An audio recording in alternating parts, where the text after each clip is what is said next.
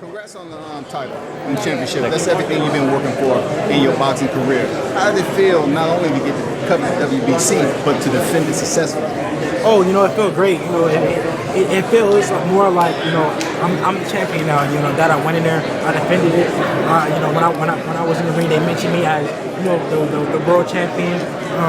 So it felt better, and I'm happy. Do you bring any unnecessary energy from the outside of your compeers in boxing, talking about the way you receive the title, vice you actually going in there defending and just consummating that? Yeah, I got a lot of flack about that, but it comes with it. Lomachenko just came out and he said that he vacated. Anybody hear that? Yeah. He said that he vacated. So it shows that man, he didn't vacate for no reason. How do you feel right now? What's next for Devin Haney? When should we see you back? Early 2020 or what? Well, right now I have a mandatory, which is Javier Fortuna. So it's looking like March. It's looking like March for me and Javier Fortuna. And then after that, I'm looking to move up to 140 if I can't make these big fights happen. Because the 135-pound division it's not easy for me to make. I'm a lot bigger than a lot of those guys. My body frame is bigger, and my body's still growing and maturing. So if I can't make those big fights, if I can get to fight with Loma, Tank, Teofimo, any of those guys, then Garcia, then I'll move up. What do you anything new in your first title defense going to a decision? The critics are going to say left or right on whether it was exciting or not. But what did you learn as a fighter?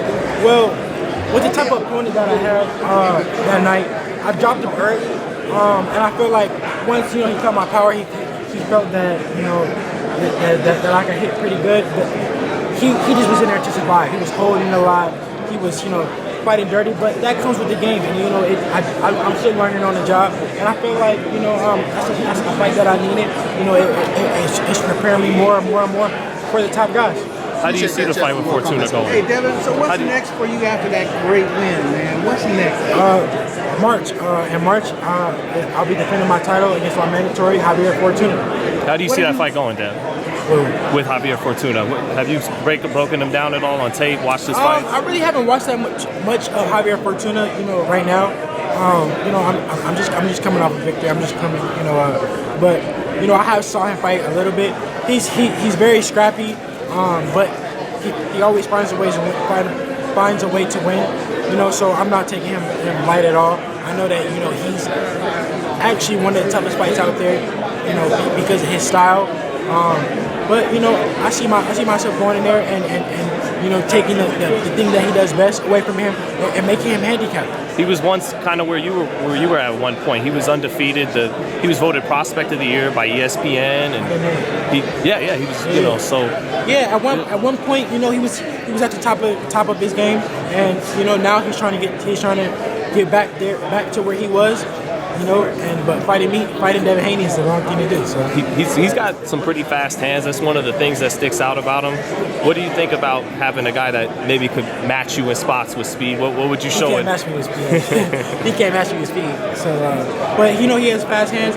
And one thing after my last fight that I said, I told my dad, I told my team, I said, I want to fight the top guys. I want to fight the best. I don't want to fight any lower opposition. I don't want any showcase fights. Because at the end of the day, I can't win with these fights. Even though I can only fight who they put in front of me, with all due respect, I can't gain anything. You can't learn. Yeah, I can learn. Like in my last fight, I learned. But what did I gain? The fans still, are critiquing me. The fans are still, Well, the thing was, you could gain a lot of fans from fighting on that event. Do you feel like that happened? Yes, I did gain a lot of fans. I do say that. But as far as in the boxing world, what did I gain from that? I went 12 rounds with a guy who I was supposed to blow out the water, but nobody knew who he was. He was a good fighter, but nobody knew who he was. So it was like I was up here and he was all the way down here, but it was nothing to gain. So in my next fights, I want to fight the best. I want fights that I can gain from, and I feel like Javier Fortuna is a fight where I can gain from. It's not as much as the other fights at 140, Josh Taylor, Jose Ramirez, Lomachenko, Teofimo, Comey, anything like that. But it's a fight where I can gain. But of course, I would love to fight those top guys, the top guys. And after this fight, and if I can't get those top guys, I'll go up to 140. What about when people talk about the marinating process? You know, Dev, why? You know what I mean? I feel like it marinated long enough. Like these fights are big now. The fight with me and Loma will be one of the biggest fights today. The fight with me and Tank will be one of the biggest fights today. Me and Ryan Garcia might be the biggest fight today. So, did you think it would be as frustrating as it's become at times in terms of setting up fights for you when you went into this? Yeah, honestly, because I didn't think that it would be like this. I thought that guys would want to fight me because I was young and they feel like I didn't have the experience. But when you go in there and you put on a good performance, you showcase your skills. It comes with it. So I'm not necessarily mad about it, but I just want to make the biggest fights happen. Is it harder for you to focus in then? Or you have to be careful you don't get ahead of yourself.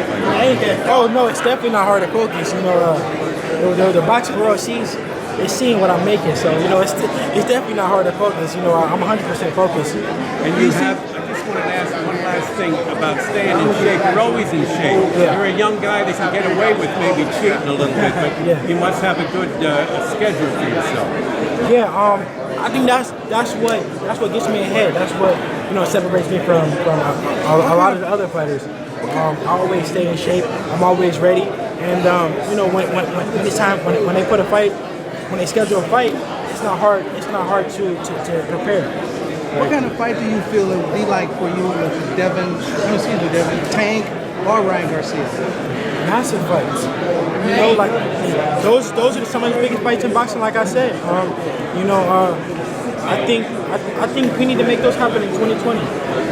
But the platforms, Tank's on PBC, Showtime so how do those type of fights come? Same with Lomachenko on ESPN. Do you see a way that they can happen? Gotta go to purse bid. Gotta go to purse bid and see who's bringing the most to the table. But it does seem you chomping at the bit. Like you really do want those fights to happen. A lot of guys in today's sport they say that, but it's the truth. I can't. No disrespect to any other fighters. I don't take anybody lightly. I know that I'm at the top. I'm at the top of the game now. So if they knock me off, then they're at the top. It'd be a huge upset. So I'm not taking no one lightly, and I understand that. I understand that it's young, hungry fighters coming up, but at the end of the day, it's not much to gain. I want to fight those top guys. Well, I know you used to say you guys should fight me now when you have a chance. When I'm young, when I'm not in my prime. Yeah. I still stand on that. Right, but other people feel like that's the case. You should wait. And I'm only 21. Why not fight me? Get me out the way. Just get me out the way. Devin, a lot of fighters put an emphasis on that zero. Do you care about losing that zero? Of course, I want to stay undefeated. As I want to go 100 and all if I could. But it's part of the game, and I'm young. I'm willing to take those top fights, and if I lose, I can take my loss. I can take my loss as a man. I don't see myself losing to no one. But if it happens, it's part of the game. So you went 12 rounds when you was in Reno. How'd that feel? Reno. Not LA. that was Shakur. LA. LA. Him and Shakur good, so we get them confused. How'd that feel? It felt great. It felt great to have that on my belt, that I went 12 rounds, and it's on my resume. Of course, the best way to win is by knockout, but it's okay that I didn't get the knockout. I learned a lot in that fight, and it's going to make me better for my next fight. You look great. Throughout the whole fight, through the whole 12 rounds, so I don't know what the critics was talking about. Yeah, the critics are going to critique me, no matter what. It's, with the opposition, nobody knew that guy. Nobody knew that he was Olympian. Nobody knew that he had 170. He had more amateur fights than me. He's older than me. He's taller than me. He's longer than me. But I'm right here. I'm so high. I'm so high up here that they expect me to blow everybody out the water, and that's okay because I put myself in that position.